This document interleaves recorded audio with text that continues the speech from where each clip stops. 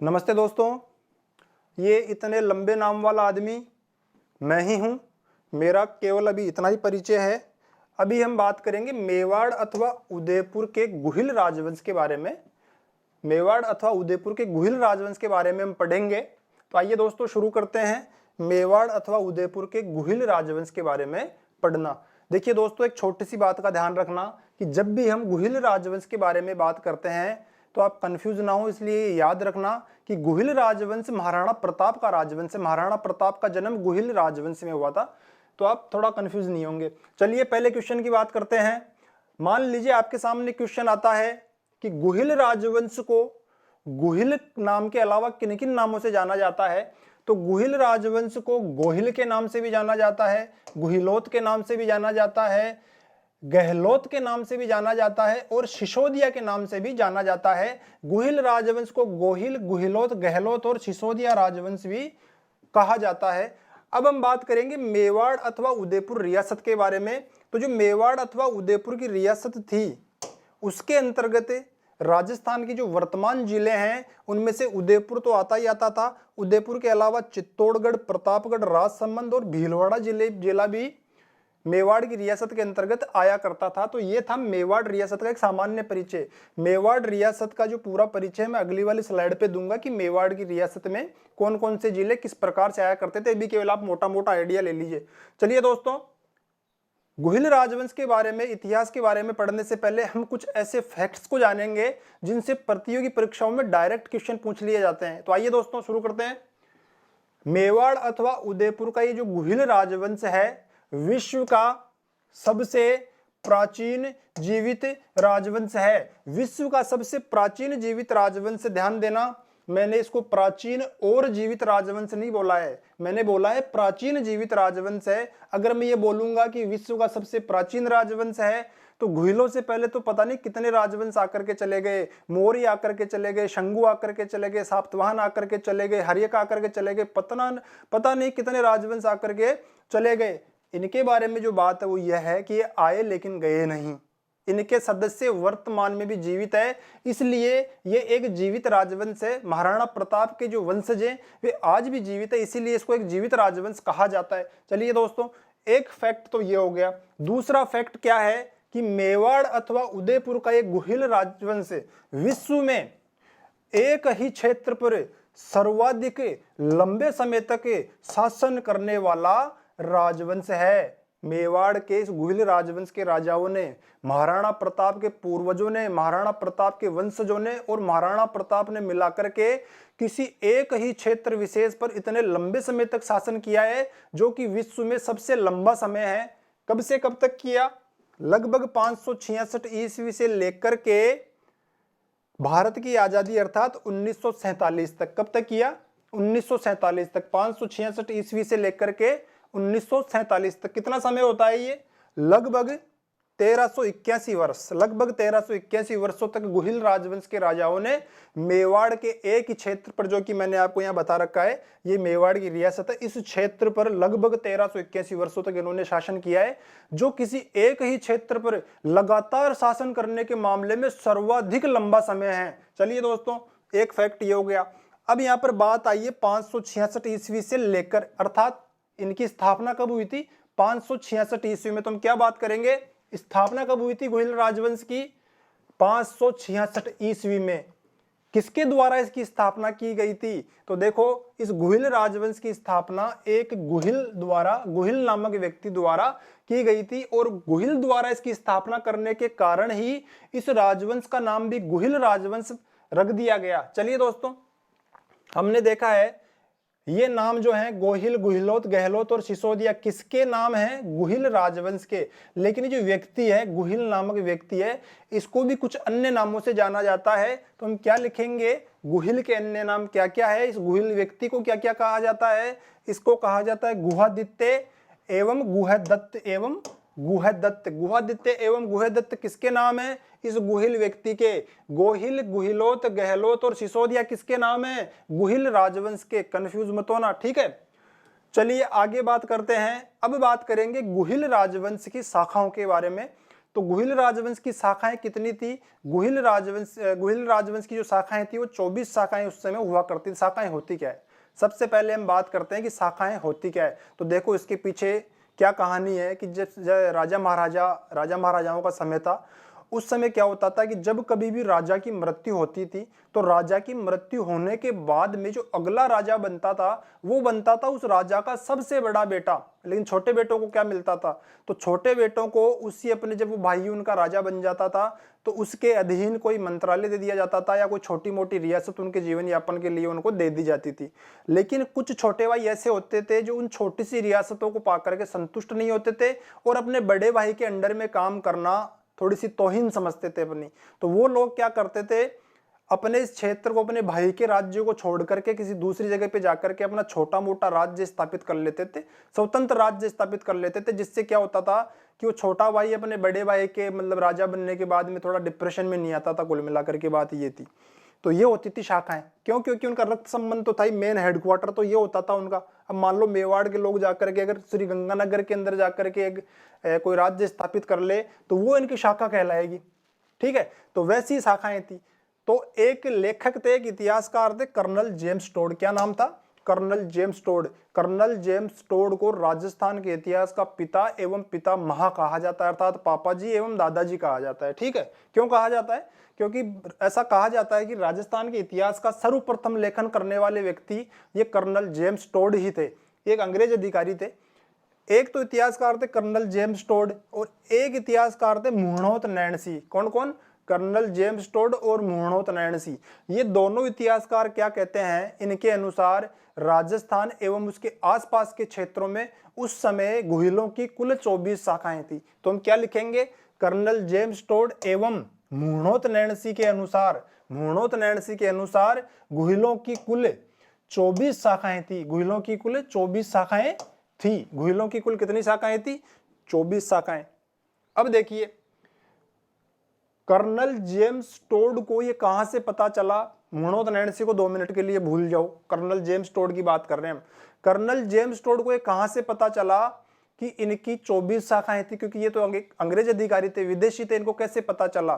तो जो colonel James toad जब राजस्थान में आए थे या भारत में आए थे तब इन्होंने एक अपना भारतीय गुरु बनाया था। उसका नाम था यति गुरु ज्ञानचंद्र।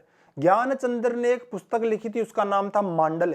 कर्नल जेम्स टोड ने अपने गुरु द्वारा लिखित पुस्तक मांडल का अध्ययन किया और उस अध्ययन के आधार पर कर्नल जेम्स टोड ने यह कहा कि गुहिलों की 24 शाखाएं थी। तो हम क्या लिखेंगे?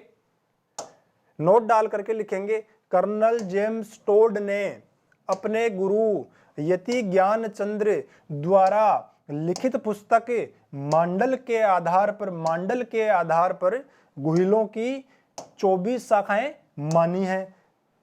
दोनों को एक साथ पढ़ो। अगर आपसे कर्नल जेम्स टोड का आधार पूछ लिया जाए तो आप क्या कहोगे? कि कर्नल जेम्स टोड ने अपने गुरु द्वारा लिखित पुस्तक मांडल के आधार पर यह कहा है कि गुहिलों की कुल 24 शाखाएं थी। ठीक है, यह बात हो गई कर्नल जेम्स टोड की।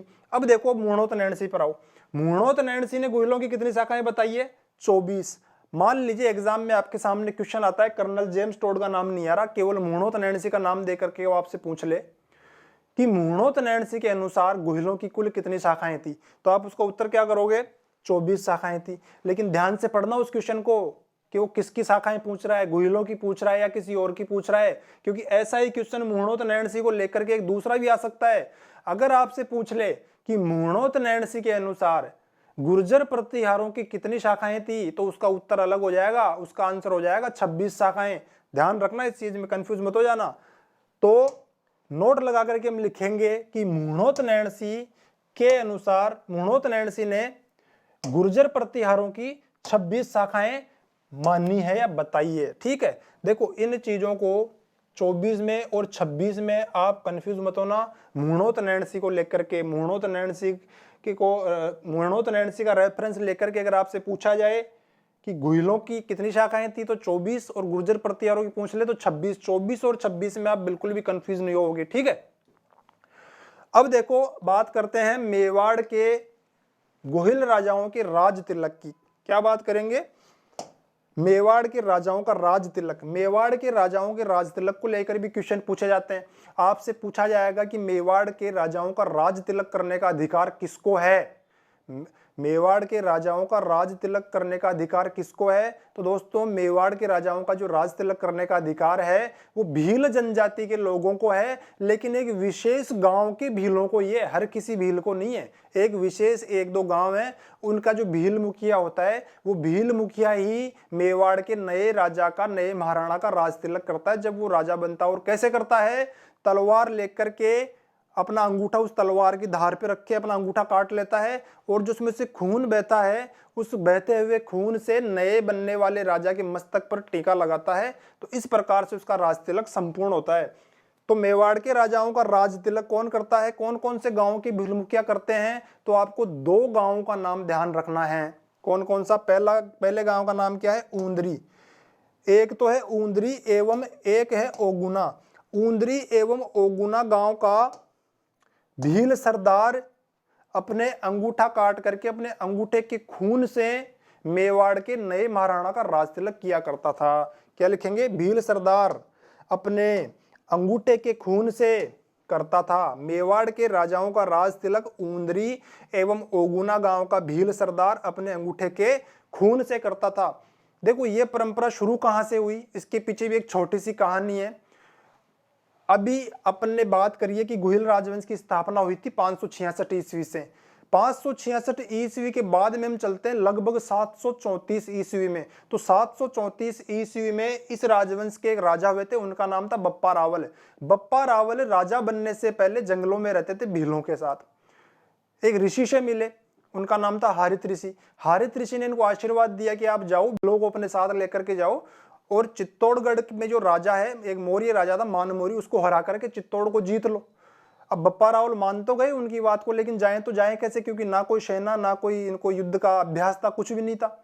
तो ये जब जाने लगे तो भीलों को इन्होंने साथ कर लिया, लेकिन इनको भरोसा नहीं हुआ बप्पा रावल को भीलों के ऊपर कि यार पता चले कि मैं तो लड़ने चला गया और पीछे से भील मेरे को धोखा दे करके चले जाए, भाग जाए, तो कि मैं क्या करूंगा। तो बप्पा रावल ने ये बात भीलों को बताई कि यार कहीं आप पीछे से मेरे साथ धोखा नहीं कर दो। तो वहां पर इनके साथ 2 भील थे, एक तो ओगुना गांव का, एक तो ऊंदरी गांव का भील था और एक ओगुना गांव का भील था। तो जो ऊंदरी गांव का भील था उसका नाम क्या था? बलिये। बलिये उसका नाम था, और उसको वील भी कहते हैं, भील को वील, वील अथवा बलिये नाम था उस भील का। उसने क्या किया, तुरंत वहां से अपनी तलवार निकाली और अपना अंगूठा काटा और बप्पा रावल के राज तिलक कर दिया। और राज तिलक करके कहता है कि भैया हम तो चाहे मरे या जिए, ये भैया हमारे तो तू राजा, हमारी तरफ से तू राजा बन चुका है। तो वहां से ये परंपरा शुरू हुई थी। और उस बलिये के साथ ही ओगुना गांव का भी एक भील सरदार था, उसका नाम था देवा।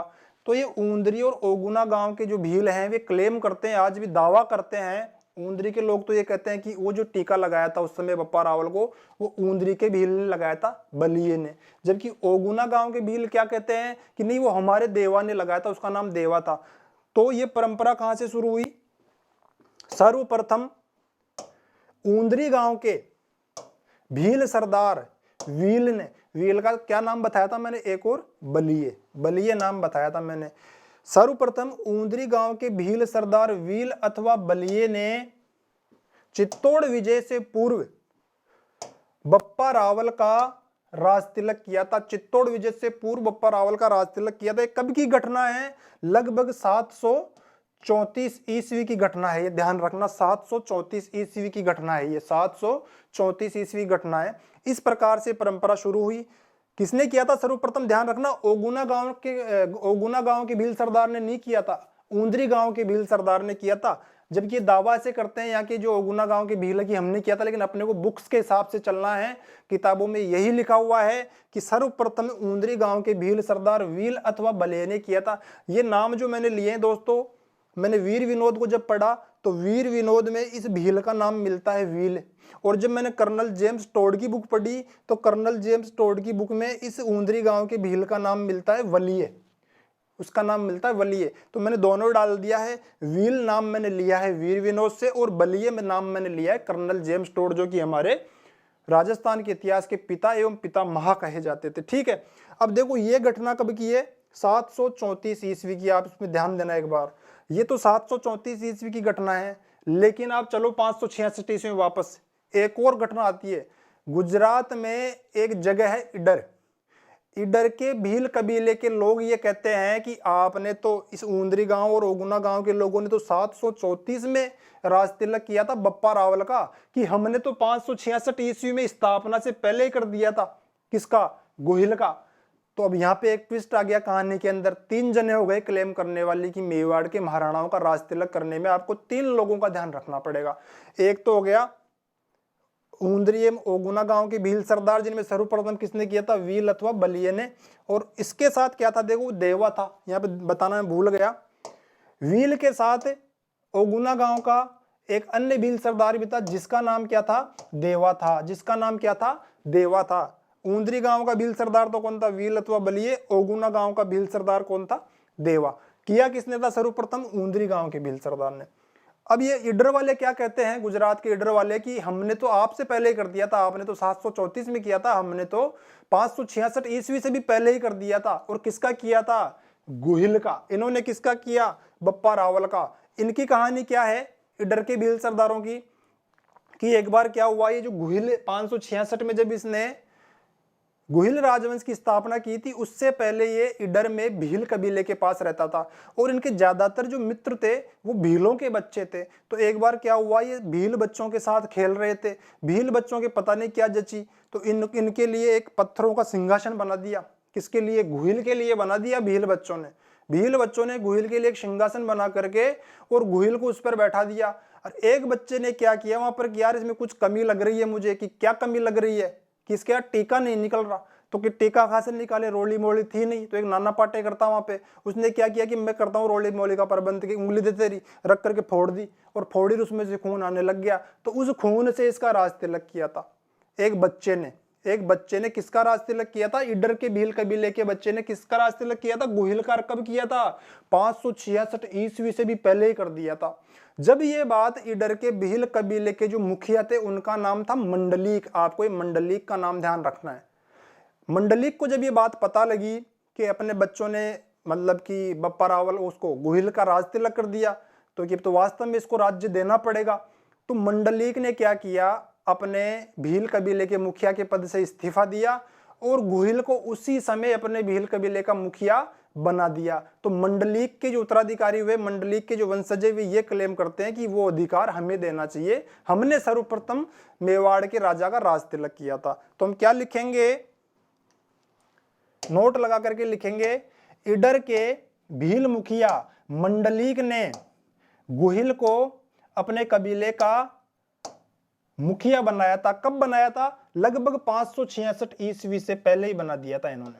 ठीक है, ये घटना कब की है? 734 ईस्वी की है, ये घटना 566 ईस्वी की है। नाम आपको क्या क्या ध्यान रखने हैं? ऊंदरी गांव का नाम ध्यान रखना है, ओगुना गांव का नाम ध्यान रखना है। ऊंदरी गांव का कि कौन था? व्हील अथवा बलिये था।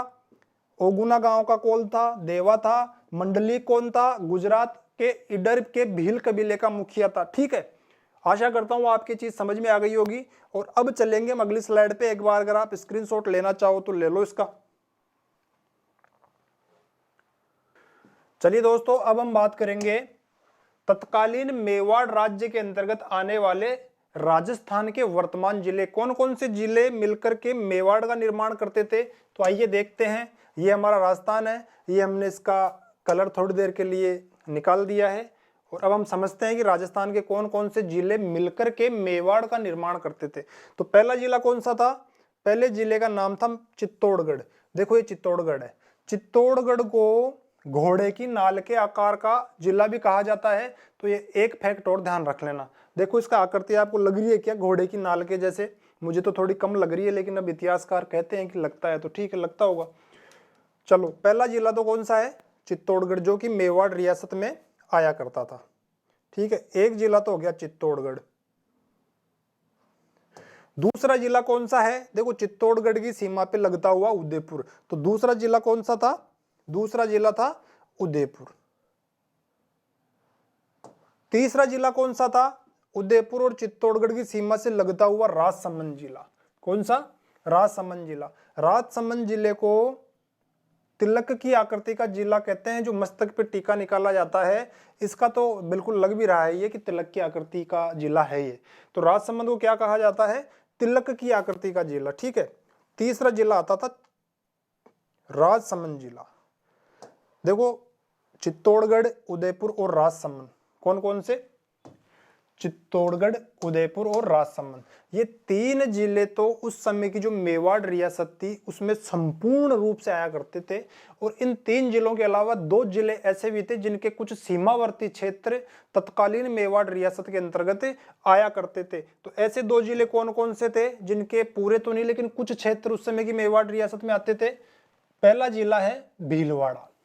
देखो भीलवाड़ा इनके बिल्कुल इनका पड़ोसी है। भीलवाड़ा जिले का भी कुछ सीमावर्ती क्षेत्र उस समय की मेवाड़ रियासत में आया करता था। आपको ध्यान हो तो बिजोलिया किसान आंदोलन कहाँ हुआ था? भीलवाड़ा में हुआ था। किस रियासत के अंतर्गत हुआ था? मेवाड़ रियासत के अंतर्गत।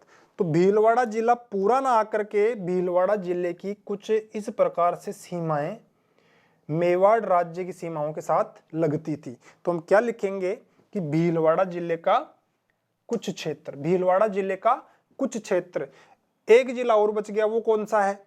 उसका नाम है प्रतापगढ़ जिला। देखो प्रतापगढ़ जिला कहाँ है आप बताओ मुझे। देखो ये रहा प्रतापगढ़ जिला, ये है प्रतापगढ़ जिला, ठीक है।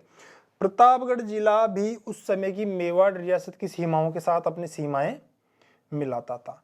तो हम क्या लिखेंगे?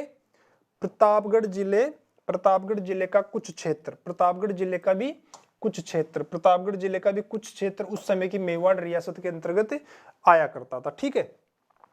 देखो ये चित्तौड़गढ़, उदयपुर, राजसमंद, भीलवाड़ा और प्रतापगढ़ जिला मिलाकर के उस समय की मेवाड़ रियासत का निर्माण करते थे। इसके अलावा एक छोटी सी बात और ध्यान रख लेना, ये जो डूंगरपुर और बांसवाड़ा है बिल्कुल इनके लगते हुए मेवाड़ की सीमाओं के लगता हुआ डूंगरपुर और बांसवाड़ा, शुरुआत में डूंगरपुर और बांसवाड़ा भी मेवाड़ रियासत के अंतर्गत आया करते थे। लेकिन कालांतर में क्या हुआ कि उदयपुर के एक राजा थे, उन्होंने डूंगरपुर और बांसवाड़ा का जो क्षेत्र था अपने पुत्रों में बंटवारा उसका कर दिया। और उन पुत्रों के वंशजों ने क्या किया कि पहले तो मुगलों से और फिर बाद में अंग्रेजों से डूंगरपुर और बांसवाड़ा को स्वतंत्र राज्य घोषित करवा लिया। इसीलिए डूंगरपुर और बांसवाड़ा जिसको सम्मिलित रूप से वागड़ कहा जाता है, तो वो वे लोग वागड़ के गुहिल कहलाए। तो वागड़ के गुहिल स्वतंत्र गुहिल थे, इसीलिए इनको मेवाड़ की रियासत का अंग नहीं माना जाता है। पहले ये मेवाड़ की रियासत के अंग थे वागड़। डूंगरपुर और बांसवाड़ा शुरुआत में मेवाड़ की रियासत के अंग थे क्योंकि इसके अधीन थे। और बाद में क्या हुआ, मुगलों के समय में भी स्वतंत्र हो गए और अंग्रेजों के समय में भी इनको स्वतंत्र एक राज्य का दर्जा इनको दिया गया था कुछ समय के लिए। इसीलिए डूंगरपुर और बांसवाड़ा को मेवाड़ रियासत का अंग टेक्निकली नहीं माना जाता। वैसे तो अंग है लेकिन टेक्निकली नहीं माना जाता।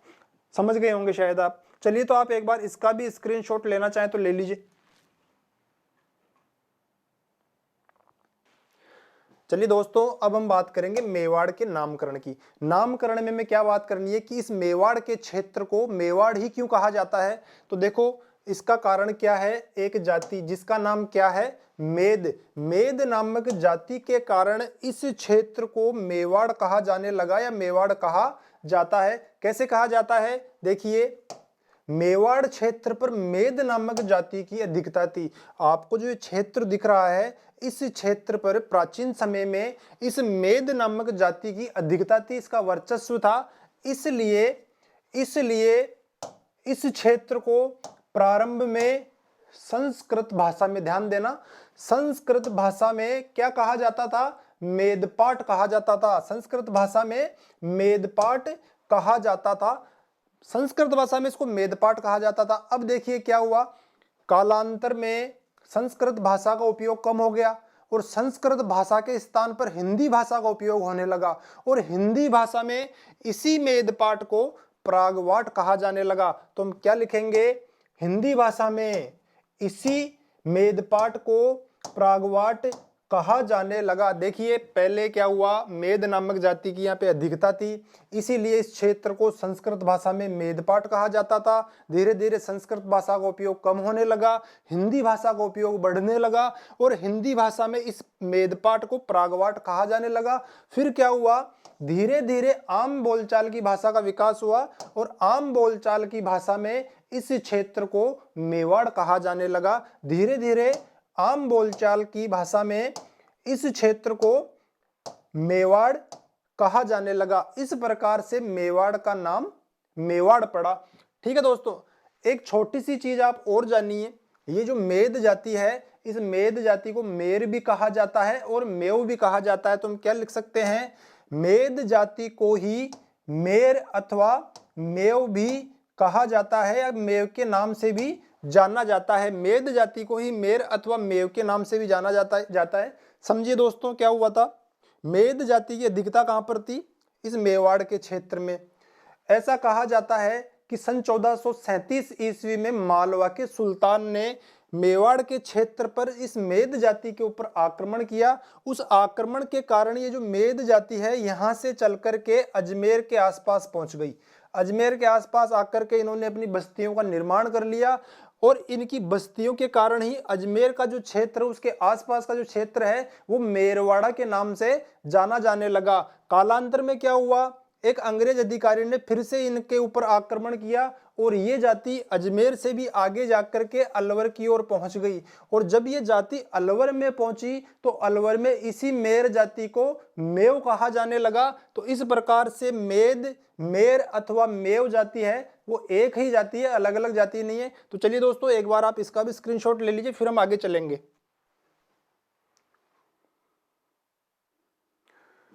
चलिए दोस्तों अब हम बात करेंगे मेवाड़ के या मेवाड़ क्षेत्र के महाभारत कालीन परिचय के बारे में। मेवाड़ के महाभारत कालीन परिचय के बारे में हमें क्या देखना है, हमें यह देखना है कि जो महाभारत काल है, महाभारत काल किसे कहते हैं, 600 ईसा पूर्व से लेकर के 300 ईसा पूर्व, 300 ईसा पूर्व, ये भी पूर्व है, 600 ईसा पूर्व से लेकर के 300 ईसा पूर्व के काल को महाभारत काल कहा जाता है। लगभग आज से 2500 साल पहले के काल को महाभारत काल कहा जाता है। तो इस काल में, महाभारत काल में मेवाड़ क्षेत्र की क्या स्थिति थी, वहां पर क्या गतिविधियां चल रही थी, इसी के बारे में हमें जानना है। तो दोस्तों आपको पता होगा कि हमारा भारत महाभारत काल में 16 महाजनपदों में बटा हुआ था। ये बात तो करीब करीब सब लोगों को पता है, लेकिन इन महाजनपदों के अलावा कुछ जनपद भी थे। देखियो महाजनपद और जनपद अलग अलग कॉन्सेप्ट है। महाजनपद ये 16 थे और जो जनपद थे उनकी संख्या 200 से भी अधिक थी। कितनी? 200 से भी अधिक थी। तो जो क्वेश्चन आपसे पूछा जाएगा वो इस प्रकार से पूछा जाएगा कि ये मेवाड़ का क्षेत्र है, ये महाभारत कालीन इन 200 जनपदों में से किस जनपद के अंतर्गत आया करता था? तो आपका आंसर क्या होगा? शिवी जनपद के अंतर्गत आया करता था। मेवाड़ का क्षेत्र महाभारत कालीन जनपदों में से शिवी जनपद के अंतर्गत आया करता था। तो क्या लिखेंगे? मेवाड़ का क्षेत्र महाभारत कालीन जनपदों में शिवी जनपद के अंतर्गत आया करता था। अगला क्वेश्चन आपसे क्या पूछा जाएगा कि जो महाभारत काल में शिवी जनपद था इसकी राजधानी क्या थी? शिवी जनपद की राजधानी के बारे में आपसे पूछा जाएगा। तो शिवी जनपद की राजधानी को क्या कहते हैं? मध्यमिका। और जो मध्यमिका है इसका जो वर्तमान नाम है, इसका नाम बदल गया है। मध्यमिका को नगरी कहा जाता है वर्तमान में। तो शिवी जनपद की राजधानी क्या थी? मध्यमिका। अब अगला क्वेश्चन आपसे क्या पूछा जाएगा कि जो मध्यमिका अथवा जो नगरी है, मध्यमिका को वर्तमान में नगरी कहा जाता है, ये वर्तमान में कहां पर अवस्थित है? आपसे पूछा जाएगा शिवी जनपद की राजधानी मध्यमिका नगरी राजस्थान के किस जिले में आती है? तो इसका आंसर क्या होगा? चित्तौड़गढ़ जिले में आती है। चित्तौड़गढ़ जिले में मध्यमिका अथवा नगरी आती है। तो देखो हमने क्या क्या देखा है। मेवाड़ का क्षेत्र महाभारत कालीन जनपदों में शिवी जनपद के अंतर्गत आता था। महाभारत काल में शिवी जनपद की राजधानी मध्यमिका अथवा नगरी थी। ये जो मध्यमिका अथवा नगरी है इसको वर्तमान में मध्यमिका को नगरी कहा जाता है। मध्यमिका को वर्तमान में नगरी कहा जाता है जो वर्तमान में चित्तौड़गढ़ जिले में अवस्थित है। देखो महाभारत काल का केवल अपने को इतना ही परिचय देखना है, लेकिन अब बात ये आती है कि शिवी जनपद था, इसकी उत्पत्ति राजस्थान में किस प्रकार से हुई, शिवी जनपद राजस्थान में किस प्रकार से उभरा, तो थोड़ी सी बात हमें इसके ऊपर भी करनी है। तो आइए देखिए, ये जो शिवी जनपद था ना, ये एक जाति विशेष का जनपद था। शिवी विशेषतः एक जाति होती है और उस जाति के नाम पे ही इस जनपद का नाम शिवी जनपद पड़ा। तो हम क्या देखेंगे? शिवी क्या थी? एक जाति थी। तो हम यहाँ पे भी लिखेंगे शिवी एक जाति थी। शिवी एक जाति थी। शिवी कहाँ की जाति थी, कहाँ से चलकर के राजस्थान में आई थी? तो शिवी दक्षिण पंजाब की एक जाति थी। कहाँ की? पंजाबी थे ये लोग। जो शिवी जाति के लोग थे ये वास्तव में पंजाबी लोग थे, दक्षिण पंजाब में रहा करते थे और दक्षिण पंजाब से ये चल करके राजस्थान आए थे। क्या कारण था राजस्थान आने का? 326 ईसा पूर्व में, मतलब लगभग इस महाभारत काल के अंतर्गत ही 326 ईसा पूर्व में सिकंदर का आक्रमण हुआ था भारत पर। और उस आक्रमण में ये सिवी जाति है, इसने अपने आप को बचाए रखने के लिए पंजाब को छोड़ करके राजस्थान में आ गए और राजस्थान में आकर के इस मेवाड़ के क्षेत्र में बस गए और वहां पर एक बहुत ही सुव्यवस्थित ढंग से बसे और एक जनपद का निर्माण इन्होंने वहां पे कर लिया। तो इस प्रकार से सीवी जनपद का निर्माण हुआ था। सिकंदर का आक्रमण हुआ था 326 ईसा पूर्व में। 326 ईसा पूर्व में सिकंदर के आक्रमण के कारण ये आए थे। यहाँ पे देखिए एक बार, यह है हमारा राजस्थान, यह है हमारा राजस्थान। पंजाब कहाँ है? ये रहा। दक्षिण पंजाब का मतलब क्या हुआ? ये शिवी जाति यहां रहती थी, शिवी जाति यहां रहती थी और यहां पर जब सिकंदर का आक्रमण हुआ तो ये यहां से चल कर के जो ये मेवाड़ का क्षेत्र है, इस मेवाड़ के क्षेत्र में आकर के ये बस गए और यहीं पर सीवी जनपद का इन्होंने निर्माण कर लिया। एक जनपद के रूप में बस के। जनपद कहते किसे हैं? राज्य को ही जनपद कहा जाता है। ऐसा राज्य जो बहुत ही सुव्यवस्थित तरीके से बसा हुआ हो, जिसके लोग सभ्य हों, जो बहुत अच्छे पढ़े लिखे हों, उनको जनपद कहा जाता है। तो चलिए वापस से हम चलते हैं।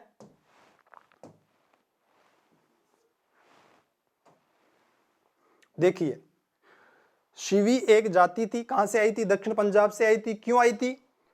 326 ईसा पूर्व में सिकंदर का आक्रमण हुआ था। तो यही बातें हम इधर लिखेंगे एक बार। देखिए, शिवी एक जाति थी जो 326 ईसा पूर्व में सिकंदर के आक्रमण के बाद दक्षिण पंजाब से आकर राजस्थान के दक्षिण पूर्व अर्थात वर्तमान उदयपुर, चित्तौड़ एवं उसके आसपास के क्षेत्र में एक अच्छी शासन व्यवस्था के साथ एक जनपद के रूप में बस गई थी।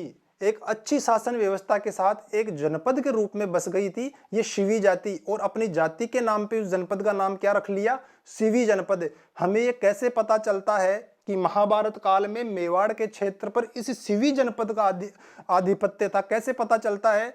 क्योंकि खुदाई में वहां पर शिवी जनपद के सिक्के प्राप्त होते हैं। सिक्के किस सभ्यता के प्राप्त होते हैं? किन लोगों के प्राप्त होते हैं? जो सुव्यवस्थित रूप से बसे हुए हों, उन्हीं के सिक्के प्राप्त होंगे, है ना। तो हम क्या लिखेंगे? शिवी जनपद के सिक्के द्वितीय शताब्दी ईसा पूर्व से प्राप्त होते हैं। द्वितीय शताब्दी ईसा पूर्व से इनके सिक्के प्राप्त होते हैं। तो इसी आधार पर इतिहासकारों ने ये अनुमान लगाया कि ये लगभग सिकंदर के आक्रमण के आसपास ही राजस्थान के इस क्षेत्र में अर्थात मेवाड़ के क्षेत्र में आकर के बस गई थी। तो शिवी जनपद और शिवी जाति का कॉन्सेप्ट आपके समझ में आ गया होगा। चलिए दोस्तों, आप एक बार इसका भी स्क्रीनशॉट ले लीजिए, फिर हम आगे चलेंगे। चलिए दोस्तों, अब बात करेंगे मेवाड़ के राजकीय ध्वज अथवा झंडे के बारे में। देखिए, मेवाड़ का जो राजकीय ध्वज अथवा झंडा अथवा जो राजकीय चिन्ह है वो कुछ इस प्रकार का दिखता है। किस प्रकार के क्वेश्चन आते हैं मेवाड़ के राजकीय ध्वज में से? तो देखिए, यहां पर आपको कुछ लिखा हुआ दिख रहा होगा। क्या लिखा हुआ है? ये मेवाड़ का राजकीय वाक्य या ध्येय वाक्य है। क्या होता है राजकीय वाक्य या ध्येय वाक्य? जिस प्रकार से हमारे भारत का ध्येय वाक्य क्या है, हमारे देश का ध्येय वाक्य क्या है? सत्यमेव जयते, सत्य की ही विजय होगी, सत्य की ही विजय होती है। उसी प्रकार से ये मेवाड़ का ध्येय वाक्य या राजवाक्य है। क्या लिखा हुआ है इसमें? सबसे पहली बात तो आपको ये पता होनी चाहिए। इसमें लिखा हुआ है जो दृढ़ राखे धर्म को तेहि राखे करतार। क्या अर्थ होता है इसका? जो दृढ़ राखे धर्म को तेहि राखे करतार। चलिए, एक क्वेश्चन तो हो गया ये। अब जो अगला क्वेश्चन पूछा जाएगा आपसे मेवाड़ के राजकीय चिन्ह या राजकीय ध्वज से, वो क्या पूछा जाएगा? देखिए, आपको दो व्यक्ति इस राजकीय चिन्ह में खड़े हुए दिख रहे हैं। एक व्यक्ति इधर है, एक व्यक्ति इधर है। पहले हम इनके बारे में बात करेंगे। पहला क्वेश्चन तो यही पूछ लिया जाता है कि ये व्यक्ति कौन है, तो ये व्यक्ति एक भील व्यक्ति है, भील जनजाति के व्यक्ति हैं। दूसरा क्वेश्चन जो पूछा जाता है इनसे संबंधित वो क्या पूछा जाता है कि भील व्यक्ति के हाथ में कौन सा हथियार है। तो ध्यान से देखिए, इनके हाथ में आपको लंबी सी कोई चीज दिख रही होगी, क्या है ये दोस्तों तीर कमान है। क्या है?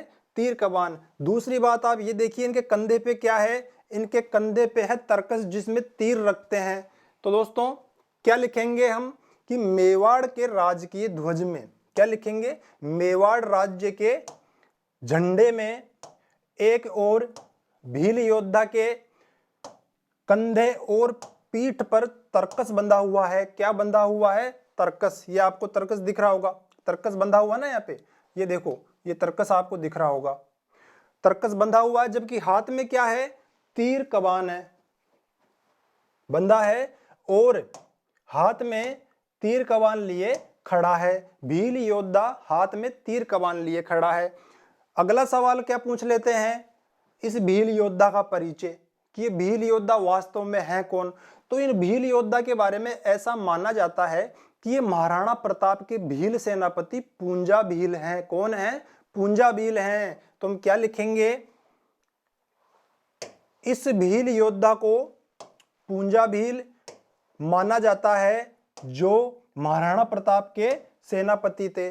देखो महाराणा प्रताप के दो सेनापति थे, उनके जो मुख्य सेनापति थे उनका नाम था हाकिम का सूर। हाकिम का सूर हल्दी घाटी के युद्ध में महाराणा प्रताप के सेनापति थे। और ये जो पूंजा भील हैं, ये पूंजा भील महाराणा प्रताप की भील सेना के सेनापति थे, जो कि पहाड़ी युद्ध, गोरिल्ला युद्ध अथवा छापामार युद्ध लड़ने में माहिर थे। तो दोस्तों ये पूंजा भील थे, महाराणा प्रताप के सेनापति थे।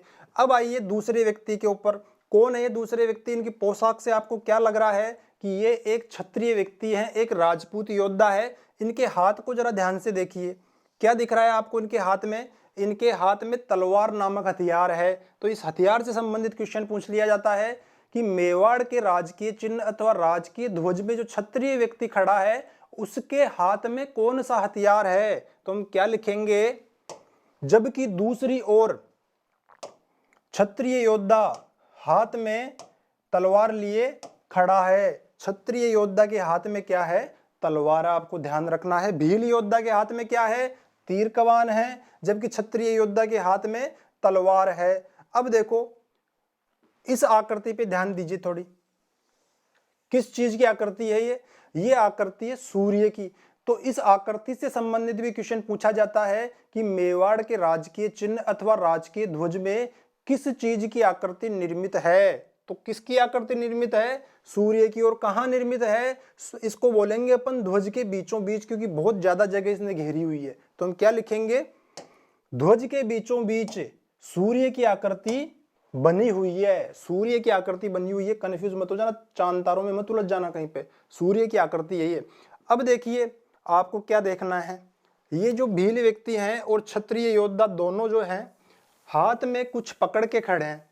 ध्यान दो इसको, ये जो तस्वीर आपको दिख रही है, ये देखो ये जो है ये क्या पकड़ के खड़े हैं, ये एक तस्वीर है। और ये तस्वीर किसकी है? ये है चित्तौड़गढ़ दुर्ग की। तो आपको क्या ध्यान देना है, इसको अपन पृष्ठभूमि बोलेंगे। आप समझ जाना, मेरे समझाने का उद्देश्य से ध्वज की पृष्ठभूमि पर चित्तौड़गढ़ दुर्ग की आकृति अंकित है। वो आपको दिखेगी नहीं, लेकिन आप गूगल करके देख लेना, उस पर दिख जाएगी आपको ना।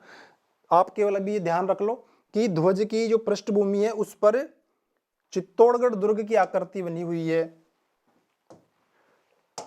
ध्वज की पृष्ठभूमि पर चित्तौड़गढ़ दुर्ग की आकृति अंकित है। अब देखो ये आकृति तो हो गई चित्तौड़गढ़ दुर्ग की, लेकिन इस पे एक नाम भी लिखा हुआ होता है जो ध्वज के अंदर होता है, राजकीय चिन्ह पर वो नाम आपको दिख नहीं रहा।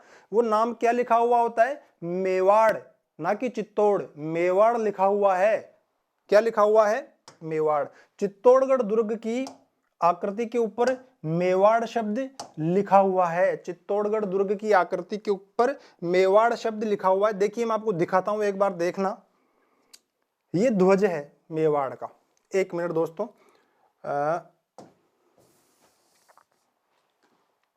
ये देखिए ये है ध्वज, वास्तव में ये ध्वज है। और इस ध्वज पे देखो ये तो सूर्य आ गया, ये भील योद्धा आ गए, ये क्षत्रिय योद्धा आ गए। ये क्षत्रिय योद्धा आपको दिख रहे होंगे, उधर ले लेता हूं मैं थोड़ा सा। ये क्षत्रिय योद्धा है ना, ये क्षत्रिय योद्धा है। क्षत्रिय योद्धा के हाथ में तलवार भी है। और ये आकृति की बात जो मैंने भी की थी, ये आकृति किसकी बात की थी अपन ने? ये जो आकृति, ये देखो, ये चित्तौड़गढ़ दुर्ग की आकृति यहाँ पे बनी हुई है। और चित्तौड़गढ़ दुर्ग की आकृति के ऊपर जो नाम लिखा हुआ है, वो नाम क्या लिखा हुआ है? मेवाड़। मेवाड़ नाम लिखा हुआ है। तो अब आप समझ गए होंगे कि ये क्या है। चलिए, ये था मेवाड़ का राजकीय चिन्ह अथवा राजकीय ध्वज। तो इससे संबंधित जो भी क्वेश्चन बनते हैं वो मैंने आपको बता दिया है। एक चीज आप और देख लो कि जो भील व्यक्ति है, इसके एक भाला भी दिखता है थोड़ा सा साइड में। हालांकि ज्यादातर बुक्स में इसका बारे में कुछ दिया हुआ है नहीं, लेकिन फिर भी आप ध्यान में रख लो, अगर क्वेश्चन आता है तो आप भाले का भी कर देना। लेकिन हाथ में नहीं है भाला, भाला पीछे टंगा हुआ है। पीछे इन्होंने कहीं पे जो भी भाला बांधने की कुछ जो होता था, उसमें भाला बांध रखा है। हाथ में इनके तीर कबाना, आप इतना ध्यान रखना। और इसके लिए मैंने वीर विनोद की जो बुक है, वीर विनोद जो किताब है, उसको मैंने देखा, उसके मुख्य पृष्ठ को मैंने देखा, तो यही तस्वीर है। भील के हाथ में ये भाला नहीं है, भील के हाथ में तीर कबानी है। गौरीशंकर हीराचंद्र ओझा की बुक मैंने देखी, उसमें भी भील के हाथ में ये तीर कबानी है। तो आप तीर कबानी याद रखो इसका मेरे कहने पर, ठीक है। चलिए दोस्तों, एक बार आप इसका स्क्रीनशॉट ले लीजिए, फिर हम आगे चलेंगे।